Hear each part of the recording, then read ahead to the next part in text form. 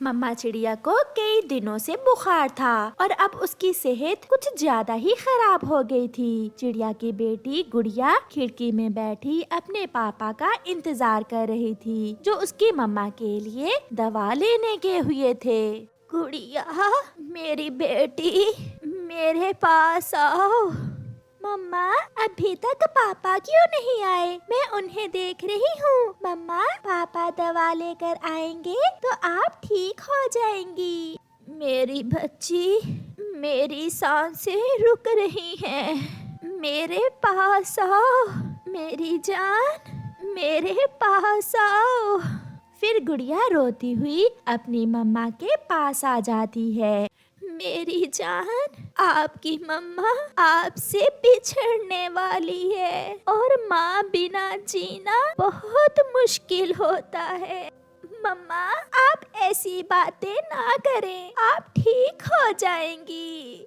गुड़िया, मेरे बाद हिम्मत से काम लेना, हर दुख को हंस कर सह लेना, हमेशा मेहनत करना और अच्छाई का साथ देना, जैसे जैसे आपकी मम्मा ने हमेशा किया।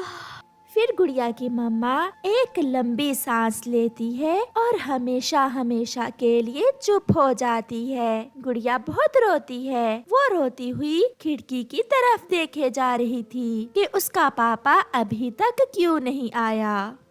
मैं तो थक गया हूँ उसकी दवा ले लेकर। जो कमाता हूँ उसकी दवा में लग जाता है। न जाने कब जान छूटेगी मेरी उससे। 1-2 दिन और देख लें आप। अगर फिर भी वो ना मरी तो हम शादी कर लेंगे और मैं जाकर सब संभालूंगी। मैं आपकी बेटी की देखभाल भी कर लूंगी और घर के काम भी कर लिया करूंगी।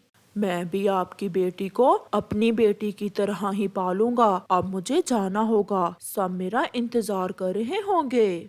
फिर पापा चिड़िया अपने घर को चला जाता है। पापा, बहुत देर कर दी आपने आने में। पापा, मम्मा हमें छोड़कर चली गई। क्या क्या रानो मर गई है? मैं तो दवा लेने गया था इसकी। तुम चुप कर जाओ गुड़िया बेटी, मैं हूँ ना। गुड़िया रोते हुए अपने पापा की आंखों में देखती है, मगर उसे अपने पापा के चेहरे पर वो दुख नजर नहीं आता जिसे गुड़िया महसूस कर रही थी। फिर दूसरे ही दिन पापा स्वीटी चिड़िया और उसकी बेटी को अपने घर में ले आता है। गुड़िया बेटी, ये आपकी नई मम्मा है, ये आपका ख्याल रखा करेगी। हाँ गुड़िया, मैं आ गई हूँ। अब इस घर में खुशियाँ ही खुशियाँ होंगी। पापा, कुछ दिन तो इंतजार कर लेते। मेरा दुख थोड़ा कम तो हो लेने दे। आपने तो बहुत जल्दी की दूसरी शादी करने में। बेटी, मुझे बाहर के काम भी करना होते हैं और घर को भी देखना होता है। मैं अकेला ये सब नहीं कर सकता। गुड़िया की सौतेली बहन गुड़िया को देखकर उससे कहती है, तुम्हें जरा चिंता नहीं है मेरे पापा की। मेरे पापा अकेले थक जाते हैं। मम्मा कहती हैं कि पापा ने जो भी कमाया है आपकी पहली मम्मा के इलाज पर ही लगा दिया। मगर गुड़िया कुछ बोले बिना अपने घोंसले में जाकर सो जाती है। ऐसे ही कुछ दिन गुजर जाते हैं। सब भूल जाते हैं कि उस घर में कोई चिड़िया भी थी। भूली नहीं तो एक गुड़िया जो हर समय अपनी मम्मा को याद करती थी। स्वीटी, जिस दिन से आप आई हैं, मेरी तो जिंदगी बहुत आसान हो गई है। पहले तो जब भी मैं घर में आता था रोना ही रोना होता था। अच्छा, अब काम पर जाइए और आते हुए मेरी मानो के लिए आइसक्रीम भी लेते आना। फिर पापा चिड़िया काम पर चला जाता है। अब तुम यहाँ बैठे क्या कर रही हो? जल्दी से जाओ और अपनी बहन के कपड़े धो लो। ना जी ना, मैं नहीं बनती इस मनहूस की बहन। मैं अकेली ही अच्छी हूँ। ये सब माँ ने मुझे मरने से पहले ही बता दिया था। आंटी, मुझे इन बातों से अब कोई दुख नहीं होता। फिर गुड़िया वहाँ से चली जाती है। मम्मा, मैं जा रही हूँ। मैं शाम को देर से घर आऊंगी। मैंने मना किया है तुम्हें, कहीं इधर उधर न जाना। नदी से होकर सीधी घर वापस आ जाना। फिर स्वीटी की सगी बेटी, जिसका नाम मानो था, वो बाहर चली जाती है। गुड़िया, अगर कपड़े धो लिए तो खाना भी बना लेना। मैं थोड़ा आराम करने लगी हूँ। मुफ्त में नौकरानी मिली हुई है, मुझे तो कोई काम ही नहीं करना पड़ता। मानो, मुझे पता है आपकी मम्मा मुझसे आपकी शादी कभी नहीं करेगी।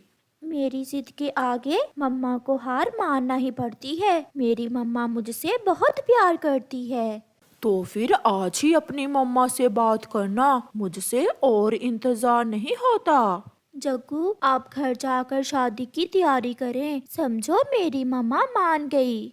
ऐसे मानो शाम तक एक कौवे से बैठी बातें करती रहती है और शाम के घर चली जाती है।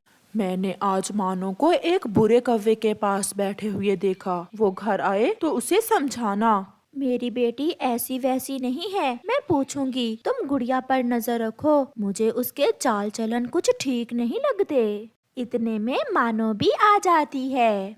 मानो मेरी बेटी, वो कौवा कौन है? माँ, अगर आपको पता चल ही गया है तो सुन ले। मैं प्यार करती हूँ उस कौवे से और मैं उसी से शादी करना चाहती हूँ। ये सुनकर पापा चिड़िया और मानो की मम्मा की आंखें खुली की खुली रह जाती हैं। शादी, और वो भी एक कौवे से? ऐसा नहीं हो सकता। मानो बेटी, मैंने बहुत लाड प्यार से पाला है तुम्हें। ऐसे कौवों से दूर ही रहो तो अच्छा है। मगर मानो अपनी मम्मा की बात सुनी अनसुनी करके दूसरी तरफ मुंह करके सो जाती है। गुड़िया घर के सारे काम करती और फिर अपनी सौतेली बहन और माँ के लिए भोजन भी लाती। मगर वो कभी भी दुखी ना होती, क्योंकि उसकी मम्मा ने उसे इतनी हिम्मत दी हुई थी। दिन गुजरते गए और फिर एक दिन जग्गू कौवा मानो से कहता है, ये लो, इस बोतल में जहर है। अगर तुम मुझसे प्यार करती हो तो जो मैं कहता हूँ वो करना होगा। जहर? ये किस लिए जग्गू जी? ऐसे तुम्हारे मम्मा और पापा कभी भी मुझसे तुम्हारी शादी के लिए नहीं मानेंगे। उन्हें रास्ते से हटाने के लिए है ये जहर। जग्गू, तुम्हारा दिमाग तो ठीक है। तो फिर मुझे छोड़ दो, मैं वापस अपनी माँ वाले जंगल जा रहा हूँ। मानो उसे रोक लेती है। मैं आपसे शादी करने के लिए सब करूँगी, मगर तुम मुझे छोड़कर कहीं न जाना। वो दोनों ऐसे बातें कर रहे थे तो गुड़िया दूसरे पेड़ के पीछे बैठी उनकी सारी बातें सुन लेती है और वो जल्दी से अपने घर चली जाती है। रात को सब घर में थे जब मानो गुड़िया से कहती है, मनहूस, आज अपने मम्मा और पापा के लिए दूध मैं लाऊंगी, तुम इधर आ जाओ। ऐसे कहते हुए मानो रसोई में जाकर 2 गिलास दूध डालकर उसमें 2 कतरे जहर के मिला देती है। लो मम्मा पापा, वाह, अब तो मेरी बेटी भी काम करने लगी है। मम्मा पापा वो जहर वाला दूध पीने ही वाले थे कि गुड़िया बोलती है, मम्मा पापा, मानो ने दूध में जहर मिलाया है। ये उस बुरे कौवे से शादी करने के लिए आप दोनों को मारना चाहती है। ये सुनकर मम्मा और पापा चिड़िया हैरान हो जाते हैं। मनहूस, भाग यहाँ से। मेरे मम्मा पापा तुम्हारी बातों में आने वाले नहीं हैं। मेरा विश्वास करें पापा, मैंने मम्मा को खो दिया और अब आपको खोना नहीं चाहती। अगर इस दूध में जहर नहीं है तो इसे कहें कि खुद एक घूंट पी कर दिखाए। गुड़िया, तुम झूठ बोल रही हो। लो मेरी मानो बेटी, पी लो थोड़ा सा दूध। मगर मानो घर से भाग जाती है। गुड़िया की सौतेली माँ की आंखों में आंसू थे। गुड़िया बेटी, आज मुझे पता चला कि अगर रिश्तों में प्यार ना हो तो अपने भी जान के दुश्मन बन जाते हैं। मुझे माफ कर दो मेरी बेटी। और वो गुड़िया को अपने सीने से लगा लेती है। मिठू तोते का आमों का बाग था। मिठू तोता हर वक्त अपने आमों के बाग में ही रहता था और आमों की रखवाली करता। लेकिन छोटे बच्चे फिर भी किसी न किसी तरह तोते के बाग से आम चुरा कर खा ही लेते थे। चक्कू दोस्त, चलो तोते चाचा के बाग से आम खाने जाते हैं। कल कीकी भी मुझे बोल कर गया था कि वो भी जाएगा तोते चाचा के बाग से आम खाने। दोनों दोस्त जग्गू और कुकू कीकी की तरफ जाते हैं। कीकी नदी पर बैठा हुआ था। कीकी, चलो हम सब आज तोते चाचा के बाग से आम खाने जाएंगे। फिर तो हम सबको आज बहुत मजा आने वाला है। वो सब उड़ते हैं और तोते चाचा के बाग में चले जाते हैं। तोता काम से फारिग होकर बड़े आम के पेड़ के नीचे सोया हुआ था। देखो देखो, तोता चाचा सोए हुए। ध्यान से, ऐसा ना हो कि तोता चाचा जाग जाए।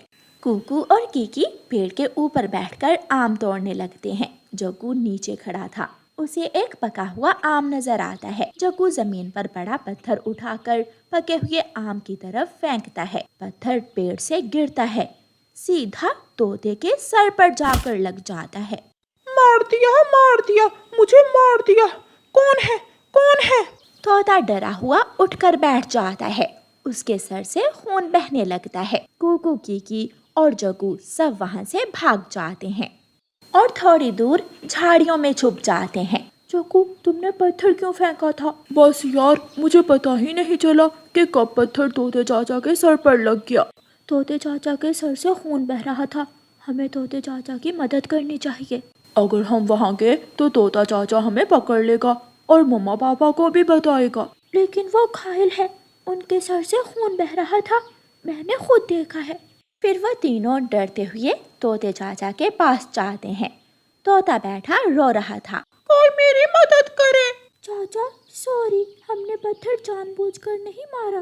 तुम्हारी वजह से मेरा सर फट गया। तुम चोर भी हो और गंदे बच्चे भी। जग्गू, हमें बुलबुल डॉक्टर को बुलाकर लाना चाहिए। फिर कुकू और जग्गू बुलबुल डॉक्टर को बुलाने चले जाते हैं और कीकी तोते चाचा के पास बैठ जाता है। तोते चाचा, आपको कुछ नहीं होगा। मेरे दोस्त थोड़ी ही देर में बुलबुल डॉक्टर को बुलाकर ले आएंगे। बुलबुल आंटी, तोते चाचा के सर पर पत्थर लग गया है और खून बह रहा है। आप इसे हमारे साथ चलें। कहाँ है तोता इस वक्त? वो अपने आमों के बाग में है। फिर बुलबुल अपना बॉक्स उठाती है और बच्चों के साथ उड़ती है। बुलबुल तोते के सर पर पट्टी बांध देती है। खून रुक जाता है। अंकल सॉरी, प्लीज मम्मा पापा को ना बताना, गलती हो गई हमसे, माफ कर दे। अच्छा ठीक है, दोबारा मेरे बाग में आए तो मुझसे पूछ कर आम खाना, क्योंकि चोरी करना बहुत बुरी आदत होती है। तीनों दोस्त तोते से आइंदा चोरी ना करने का वादा करते हैं और वहाँ से चले जाते हैं। थोड़ी ही देर बाद तेज बारिश शुरू हो जाती है और वो सब बारिश से खुद को बचाने के लिए एक पेड़ का आश्रय लेते हैं। बारिश बहुत तेज है, हम भीग रहे हैं, अब हमें क्या करना चाहिए? देखो, सामने पहाड़ की गुफा है। हम सब गुफा में जाकर छुप जाते हैं और खुद को बारिश से बचा लेते हैं। फिर वो तीनों दोस्त गुफा के अंदर चले जाते हैं। गुफा में एक छोटा सा मैना का बच्चा पहले से ही बैठा हुआ था। वो रो रहा था। दोस्त, आपको क्या हुआ है? आप रो क्यों रहे हो? मैं तेज हवा से अपनी मम्मा से बिछड़कर इस जंगल में आ गया हूँ। जब बारिश शुरू हुई तो मैं यहाँ छुप गया। चुप कर जाओ छोटे दोस्त, हम मदद करेंगे आपकी। बस ये बारिश रुक ले तो हम आपको आपके जंगल में छोड़ आएंगे। 2 घंटे लगातार बारिश होती है और वो सब गुफा में बैठे रहते हैं। आखिर बारिश रुक जाती है और वो सब मैना के छोटे बच्चे को लेकर गुफा से बाहर आ जाते हैं। मैं झरने वाले जंगल में रहता हूँ, लेकिन मुझे झरने वाले जंगल के रास्ते का नहीं मालूम।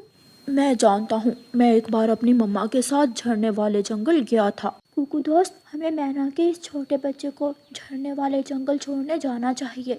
फिर जग्गू कौवा, कीकी और कुकू मैना के छोटे बच्चे को झरने वाले जंगल छोड़ने जाते हैं। रास्ते में जग्गू रास्ता पूछता है।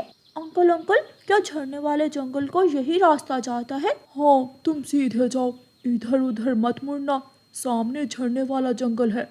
थोड़ी देर के बाद वो सब झरने वाले जंगल में पहुंच जाते हैं। छोटा मैना का बच्चा अपना घर पहचान लेता है। यही है मेरा घर। आप अब घर जाओ, शाम होने वाली है, हमें भी अपने अपने घर लौट कर जाना है। फिर वो सब नेकी का काम करने के बाद वापस अपने जंगल चले जाते हैं। जग्गू और कीकी दोस्त, जो सुकून अच्छाई के काम करने में मिलता है वो किसी और काम में नहीं है। हाँ, मैंने भी अब फैसला किया है कि मैं भी हमेशा अच्छे काम करूँगा। फिर वो सब अपने अपने घरों को चले जाते हैं। प्यारे दोस्तों, इस कहानी को लाइक, अपने दोस्तों के साथ शेयर और चैनल को सब्सक्राइब करना बिल्कुल मत भूलना। आपका धन्यवाद। स्वीटो बकरी अपने बच्चे के साथ जंगल में घास चर रही थी। मेरे बच्चे, यहाँ घास छोटी है, मैं थोड़ा आगे बड़ी घास देकर आती हूँ, आप यहाँ छाँव में खड़े हो जाओ। मम्मा, मुझे अकेले डर लगता है, आप जल्दी आ जाना, मैं जल्दी लौट कर आ जाऊंगी मेरे बच्चे। स्वीटो बकरी मैं करती आगे बड़ी घास देखने चली जाती है और स्वीटो बकरी का बच्चा वहाँ खड़ा हो जाता है। थोड़ी देर बाद एक बुरा काला कौवा जिसका नाम कालू कौवा था वहाँ आ जाता है। अगर मैं इस बकरी के बच्चे को किडनैप करके ले जाऊं तो अच्छे दामों बेच सकता हूँ। ये सोचकर कालू कौवा बकरी के बच्चे के पास जाता है। कौन छोटे बकरी के बच्चे, तुम यहाँ क्या कर रहे हो? कौवा पूछता है। मैं यहाँ अपनी मम्मा का इंतजार कर रहा हूँ। अंकल कौवे, क्या आपने मेरी मम्मा को देखा है? तुम्हारी मम्मा तो नदी की तरफ चली गई है, मैंने उसे नदी से पानी पीते हुए देखा है। चलो मेरे साथ, मैं आपको आपकी मम्मा के पास ले जाता हूँ। ठीक है, लेकिन मैं भी मम्मा से बात नहीं करूँगा। मम्मा अकेली नदी पर चली गई मुझे छोड़कर। कौवा बकरी के छोटे बच्चे को साथ लेकर वहाँ से चला जाता है। कौवा तेजी से उड़ता हुआ बकरी के बच्चे को जंगल की दूसरी तरफ अपने घर ले जाता है। मैं वाव, यहाँ तो घास लंबा लंबा है, मेरा बेटा ये घास आसानी से खा सकेगा। स्वीटो बकरी वापिस होती है। अरे, मेरा बच्चा कहाँ गया? छोटू, मेरे छोटू, तुम कहाँ हो? मेरे बच्चे कहाँ हो? लेकिन वहाँ कोई भी नहीं था। स्वीटो बकरी रोने लग जाती है।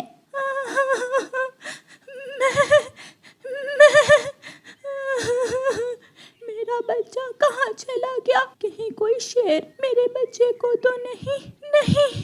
ऐसा नहीं हो सकता। माँ बकरी पागलों की तरह अपने बेटे को ढूंढने लगती है। अंकल, मेरी मम्मा कहाँ है? गोरी, इसे बताओ, इसकी मम्मा कहाँ है? छोटे बकरी के बच्चे, तुम्हारी मम्मा दूसरे जंगल चली गई है। जब रात होगी तो मैं और तुम्हारा चाचा कालू कौवा तुम्हें तुम्हारी माँ के पास छोड़ आएंगे। मम्मा ने ऐसा क्यों किया? मुझे क्यों छोड़ दिया मम्मा ने? तुम्हारी मम्मा दूसरे जंगल में लंबी लंबी घास खाने गई है। चिंता ना करो, मैं कल तुम्हें तुम्हारी मम्मा के पास छोड़ आऊंगी। तोते, मेरा बच्चा कहीं गुम गया है। क्या तुमने मेरे बच्चे को देखा है?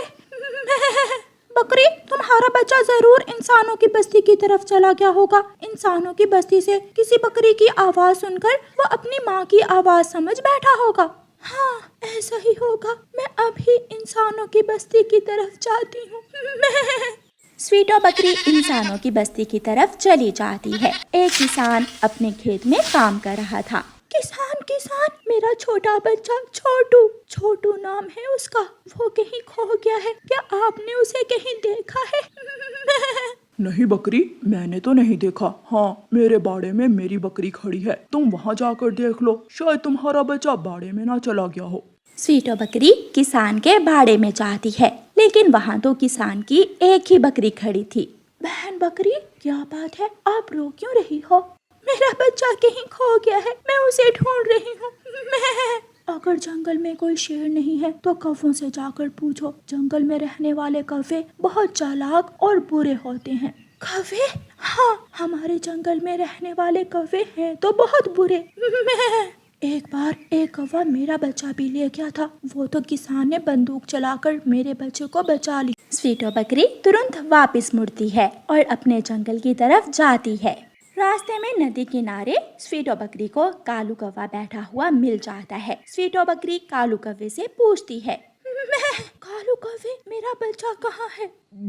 बच्चा? कौन सा बच्चा? मुझे क्या मालूम। मेरा बच्चा कहीं खो गया है। अगर मेरा बच्चा तुम्हारे पास है तो मुझे वापस दे दो। मैं मर जाऊंगी, मैं अपने बच्चे के बिना मर जाऊंगी।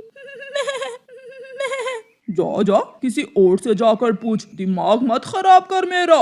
ऐसे कहते हुए कालू कौवा वहाँ से उड़ जाता है और स्वीटो बकरी वहाँ से रोती हुई चली जाती है। रात हो जाती है। कालू जी, रात हो गई है, चलो हम इस बच्चे को तुम्हारे मामा जी के पास छोड़ आते हैं और फिर कल वहाँ से ही कसाई इंसान को बेच देंगे। रुको, मैं एक बार बाहर निकल कर देख लूं। कालू कौवा घर से बाहर निकलकर देखता है। वो आगे पीछे हर तरफ देखता है। गौरी, आ जाओ, बाहर कोई नहीं है। गौरी कौवी बकरी के बच्चे को ले आती है और दोनों कौवे बकरी के बच्चे को साथ लेकर अपने मामा जी के जंगल की तरफ चल देते हैं। अपने घर की खिड़की में से रानो चिड़िया सब देख रही थी। इतनी रात के ये कौवे बकरी के बच्चे को कहाँ लेकर जा रहे हैं? मम्मा, ये तो स्वीटो आंटी का बच्चा है। हमें जल्दी से स्वीटो बकरी आंटी को बताना चाहिए। उसका बच्चा कल से गुम है। फिर रानो चिड़िया जल्दी से स्वीटो बकरी के पास जाती है। स्वीटो बकरी अपने बड़े पेड़ के नीचे खड़ी रो रही थी। स्वीटो स्वीटो, जल्दी चलो, तुम्हारा बेटा उन कौवों के पास है। ये सुनकर स्वीटो खुश हो जाती है। चिड़िया, मेरी मदद करो, मुझे बताओ वो कहाँ है। फिर चिड़िया स्वीटो बकरी को साथ लेकर कौवों के पास पहुंच जाती है। बकरी का बच्चा अपनी मम्मा को देखकर उसके पास आ जाता है। मम्मा, आप कहाँ चली गई थी? मैंने आपको बहुत ढूंढा। मैं आ गई हूँ मेरे बच्चे। कौवो, तुमने मेरा बच्चा किडनैप करने की कोशिश की। तुम्हें इसकी सजा जरूर मिलेगी। नहीं नहीं, हम तो जंगल घूमने जा रहे थे। स्वीटो, इन कौवों को अपने सींगों पर बिठाकर जंगल घुमाओ। फिर स्वीटो बकरी अपने तेज सींगों से कौवों की खूब पिटाई करती है और अपने बच्चे को सुरक्षित अपने साथ ले जाती है। प्यारे दोस्तों, इस कहानी को लाइक, अपने दोस्तों के साथ शेयर और चैनल को सब्सक्राइब करना बिल्कुल मत भूलना। आपका धन्यवाद।